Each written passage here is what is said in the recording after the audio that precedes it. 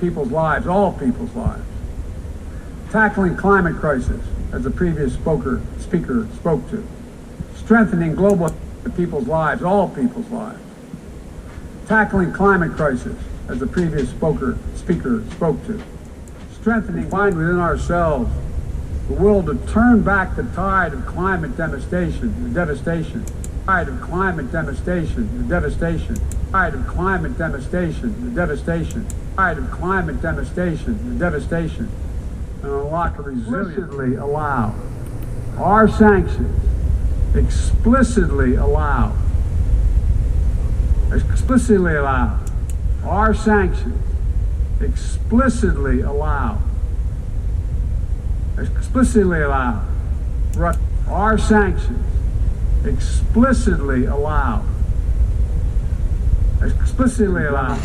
establishing a mechanism to export grain from Black Sea ports in Ukraine that Russia had blocked for months, and we need to make sure it's extended.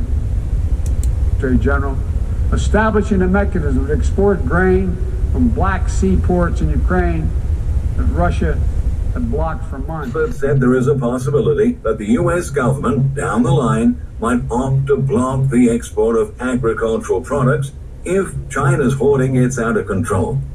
U.S. authorities are getting furious with Beijing for draining the global commodity market, and they've been expressing their growing frustration with the Chinese measures in recent days.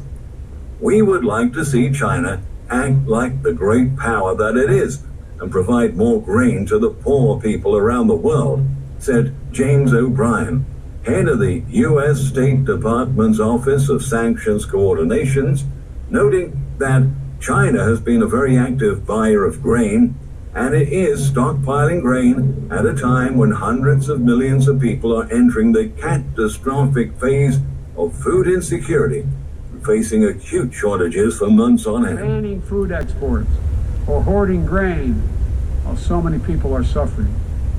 Because in every country in the world, no matter what else divides us, if parents cannot feed their children, nothing else matters. If parents cannot feed their children.